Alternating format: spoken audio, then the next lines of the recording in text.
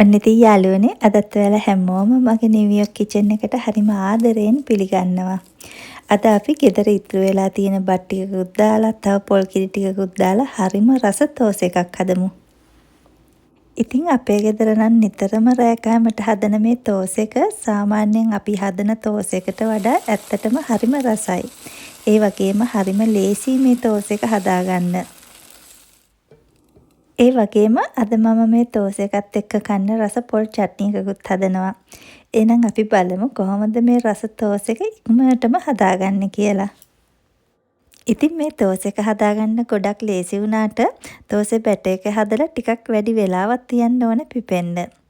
ඒකින්ද ඔයාලා හෙට රෑට තෝසේ හදන්න ඕනේ නම් අද රෑට කැකුළු හාල් කප් 3ක් ග්‍රෑම් නම් හාල් ග්‍රෑම් 500කට වතුර දාලා පෙගෙන්න තියන්න.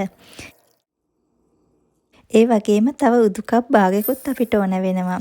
ග්‍රෑම් නම් උදු ග්‍රෑම් 100කුත් වතුර ටිකක් දාලා යන්තමට අතුල්ලලා සෝදලා අරගෙන තව වතුර ටිකක් දාලා උදු ටිකක් පෙගෙන්න තියන්න.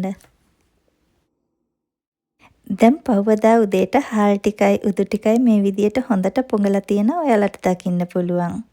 දැන් අපිට තව ඕන වෙනවා කලින් දවසේ රෑ උයලා ඉතුරු වෙච්ච බත් කෝප් එකමාරකුත්.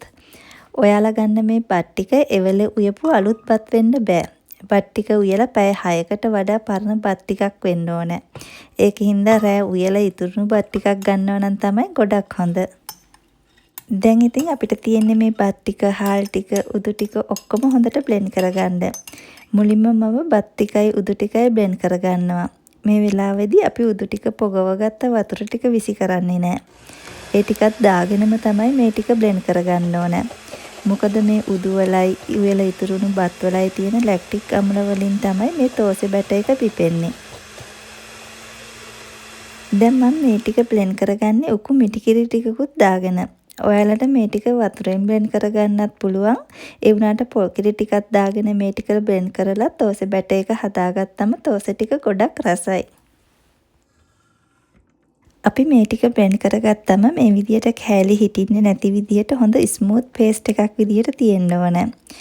ඔයාලා මේ හාල් උදු බත් ටික එකපාර බ්ලෙන්ඩ් කරගන්නේ නැතුව මේ විදියට දෙපාරකට හරි තුන් පාරකට හරි බ්ලෙන්ඩ් කරගත්තොත් මේ බැටර් එක මේ විදියට හොඳට අතින් මික්ස් කරගන්න ඕන. දැන් මේ බැටර් එක ටිකක් උකු වැඩි. ඒකින්ද මම තව පොල් කිරි ටිකකුත් දාගෙනම කලවම් කරගන්නවා. දැන් මේ විදිහට මේ බැටර් එක විනාඩියක් දෙකක් විතර අතින්ම හොඳට මික්ස් කරගන්න ඕනේ. දැන් අපි මේ විදිහට හදාගත්ත මේ බැටර් එක හොඳට කවර් කරගෙන සාමාන්‍යයෙන් රස්නි තැනකින් පැය 8ක් 12ක් විතර පිපෙනකන් තියාගන්නවා. අද මම මේ පොල් චට්නි එක හදාගන්නේ කොච්චි දාලා. ඔයාලට කන්න පුළුවන් තරමට මිරිස් දාගන්න. මම කොච්චි කරල් 10ක් විතර දාගන්නවා.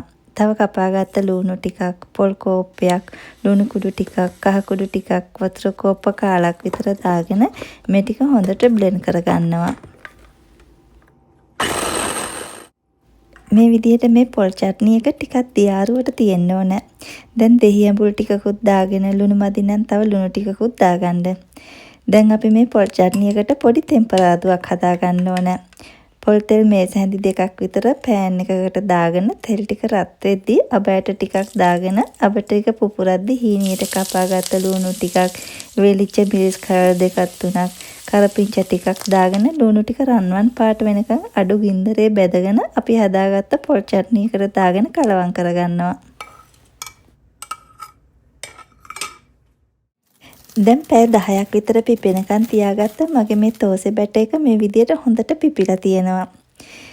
ඉතින් අපි මේ බැටර් එකට පිපුම් කාරක මොකවත් දාගත්තේ නැති වුණාට බලන්න කොච්චර හොඳට පිපිලා තියෙනවද කියලා. දැන් තමයි අපි මේ බැටර් එකට ලුණු දාගන්නේ. මම ලුණු තේ හැඳි දෙකක් දාගන්නවා. ඔයාලගේ රස අනුව ලුණු දාගන්න. දැන් අපි මේ බැටර් එකට ලුණු දාගත්තට පස්සේ පරිස්සමට ඕන කලවම් කරන්න.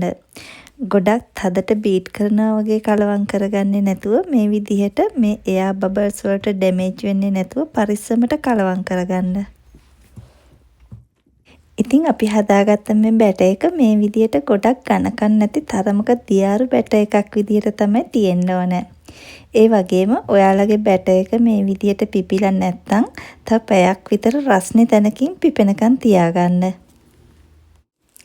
දැන් ඉතින් ඔක්කොම ලෑස්ති. එහෙනම් අපි බලමු කොහොමද මේ බැටර් එකෙන් තෝසෙ හදාගන්නේ කියලා. ඔයාලට පුළුවන් ඔයාලගේ තෝසෙ තැටිය හරිය නැත්නම් අඩිය ගනකම් මේ වගේ non stick pan එකක් හරි පාවිච්චි කරන්න මේ තෝසෙ හදාගන්න. pan එක රත් වුණාම තෙල් පොඩ්ඩක් දාලා pan එක හොඳට පිහදාලා ගන්න. දැන් බැටර් එකෙන් හැන්දක් මේ විදියට pan එකට දාලා හැන්ද පිටපැත්තේ මේ විදියට ටිකක් තුනී කරගෙන සාමාන්‍ය ටිකක් අඩු ගින්දරේ මේ විදියට වහලා තමයි අපි මේ තෝසෙ එක හදාගන්නේ. ලිපේ රස්නේ ගොඩක් අඩුවට තියාගන්න එපා. එහෙම වුණොත් තෝසෙ එකේ මේ වගේ සිදුරු හිටින්නේ නැතුව නිකන් රොටියක් වගේ වෙනවා. ඇත්තටම මේ තෝසෙ එක ගොඩක් රස තෝසෙ එකක්. වෙනින් තෝසෙ වර්ගවලට වඩා අපි පොල් කිරි ටිකකුත් දාලා හදන හින්දා හොඳ කිරි රසකුත් තියෙනවා. තව අපි මේ තෝසෙ බැටර් එක හදාගනිද්දි දාන බත් ටිකෙන් මේ තෝසෙ එකට හොඳ සොෆ්ට් ගතියක් වගේම හොඳ රසකුත් එනවා. ඉතින් ඔයාලටත් පුළුවන් නිවාඩු වෙලාවක මේ තෝසෙ එක හදලා පොල් චට්නි එකක් එක්ක හරි මාළු කරියක් චිකන් කරියක් හරි මේ ඕනම දෙයක් හදාගෙන ගෙදර අයත් එක්ක රස බලන්න. ඉතින් ඔයාලා හිතනවා නම් මේ වීඩියෝ එක ඔයාලට ප්‍රයෝජනවත් කියලා ලයික් කරන්න, කමෙන්ට් කරන්න, ෂෙයා කරන්න. ඒ වගේම මගේ මේ channel එක subscribe කරන්නත් අමතක කරන්න එපා. එහෙනම් ආයෙමත් මේ වගේ රසවත් වීඩියෝ එකකින් මුණ ගැහෙනකම් ඔයාලා හැමෝටම සුබම සුබ දවසක්. යාළුවොත් එක්ක ෂෙයා කරන්න.